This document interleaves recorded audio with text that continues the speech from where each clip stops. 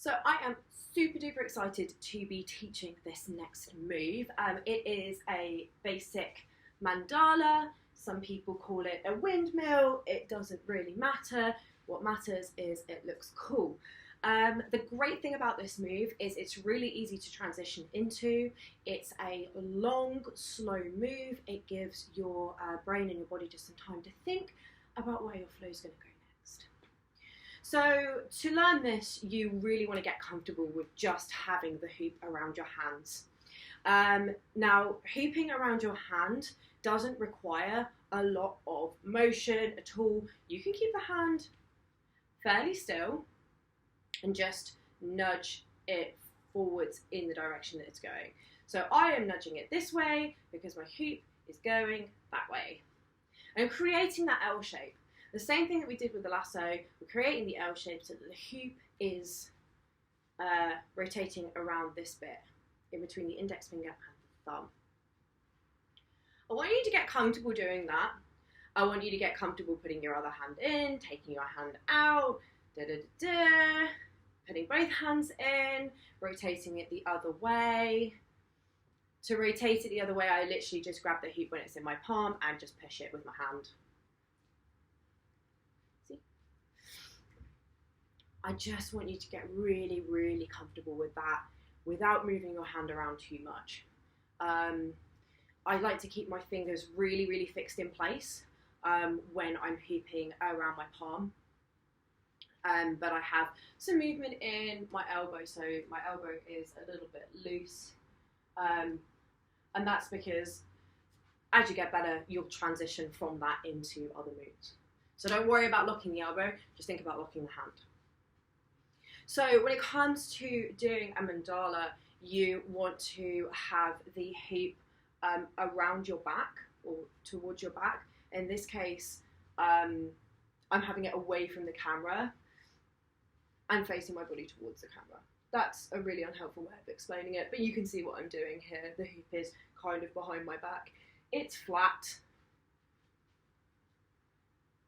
It's not diagonally facing, well, it shouldn't be diagonally facing. And I'm just kind of standing straight against it.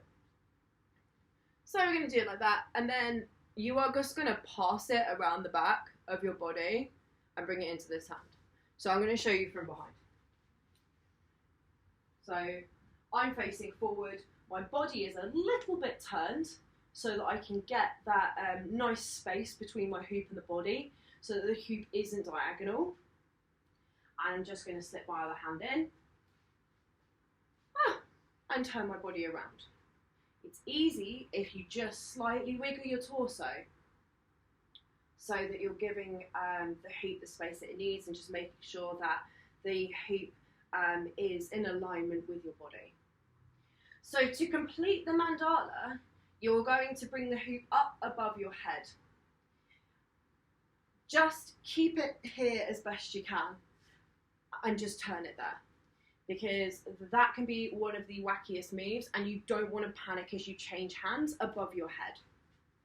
So just get used to having the hoop rotating like this around your hand up above your head. And to get it across into the other hand, you're just going to turn your body back to the front again, change those hands over. It's a very fluid movement. You don't have to have both of your hands like this in the hoop and have any rotations like this behind your head, okay? It's just a very, very quick hand change. Quick hand change like when we're doing passing. It's a very, very quick hand change. If you can't get it above your head, don't worry. Just practice it behind your back. So I'm just literally grabbing it and passing it to the other hand. So when the hoop is down, my other hand is in. Sorry, when the hoop is down and my other hand is in, that's when I'm doing the exchange.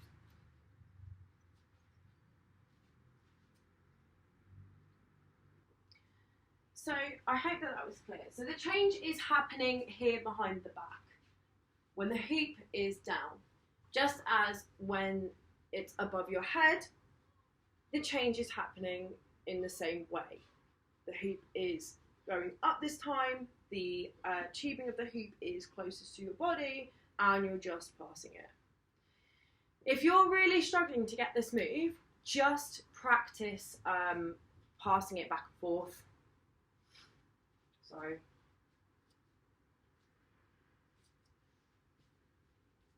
And just also get used to spinning it both ways, adjacent to your body, up above your head.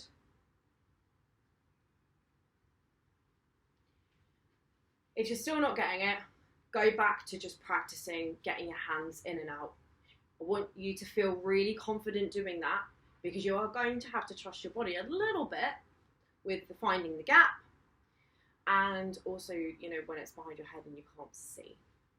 But it's probably one of the easier moves to learn. And you can go into this move from a forward weave. So when the hoop is behind my body, I'm just spinning it forwards to go into my mandala, passing it behind the back, bringing it up, and then grabbing it and bringing it back down again.